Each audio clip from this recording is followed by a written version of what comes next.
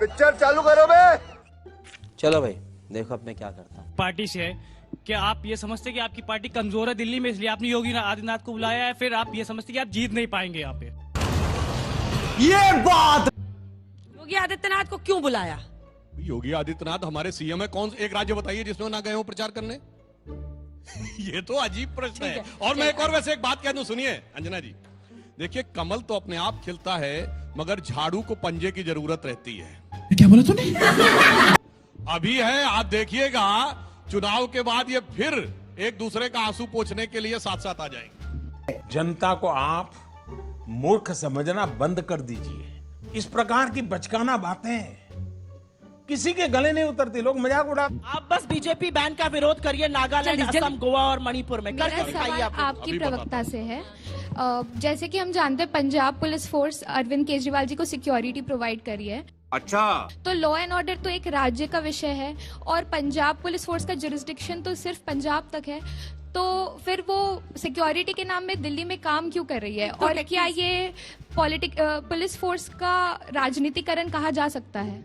नहीं मैं ये बता दूं आपको कि पुलिस प्रोटेक्शन के लिए अगर अरेस्ट करना हो, इंक्वायरी करना हो, उसके लिए परमिशन चाहिए होता है दूसरे स्टेट में जाने को, बट अगर प्रोटेक्शन करनी हो उसके लिए नहीं चाहिए होता। That is okay, that is acceptable, ये हमारा कानून है। Okay okay okay okay. दूसरी चीज एक और बता देती हूँ, क्योंकि योगी आदित्यनाथ Only जी की बात हो रही 72 है। hours. सर निकालिए ना, निकालिए। योगी आदित्यनाथ जी पिछली मेरा बार question- 2020 में 14 जगह दिल्ली में रैली किए थे। इस बार भी 14 जगह का प्लान है। पिछली बार भी बुरी तरह हार गई थी वो सारी सीटें भाजपा, इस बार भी वही होगा। हाँ भाई, कैसी लगी आगे स्वाद? दूसरी चीज, मैं बहुत एम्बैरेसिंग, बहुत दुखदायक चीजें बोल सकती हूँ पर नहीं बोलना चाहती कि झांसी में सर हमें ऐसा मॉडल दिल्ली में नहीं चाहिए। जैसे झांसी में 10 इन्फेंट बच्चे जलकर मर गए।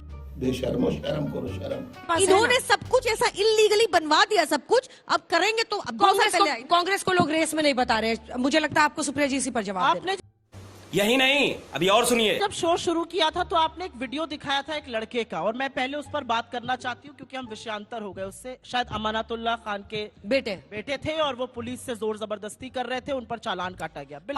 अभी मजा आएगा ना भिड़ो। पापा हमारे विधायक हैं, ऐसे कैसे चालान काट दोगे? जी हाँ, आप में से बहुत सारे बच्चे उस उम्र के होंगे जिनको गाड़ी तेज चलाने का शौक होता होगा, लेकिन ये मत कीजिएगा। हम लोग इस देश के नागरिक हैं, यहाँ के कानून मांगने चाहिए, चाहे आप विधायक के बेटे हो, चाहे प्रधानमंत्री के हो, चाहे मुख्यमंत्री के हो।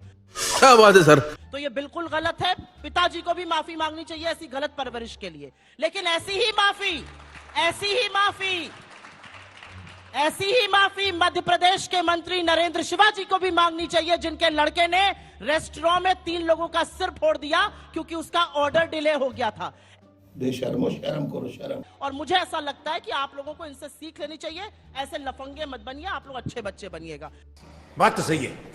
टीवी पर बैठे हुए बीजेपी के प्रवक्ता मैथिली ब्राह्मणों के नाम को, जिस शब्द को बोलते हैं उस शब्द को मैं बोल नहीं सकती हूँ। क्यों, क्या हुई?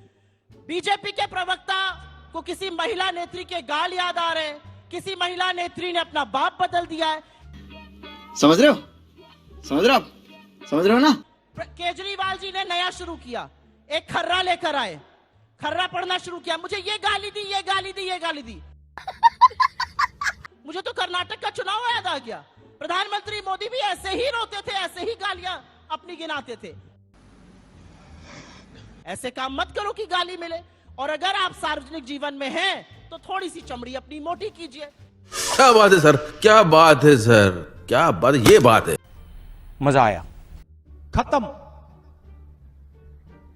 Bye bye, tata, goodbye, गया।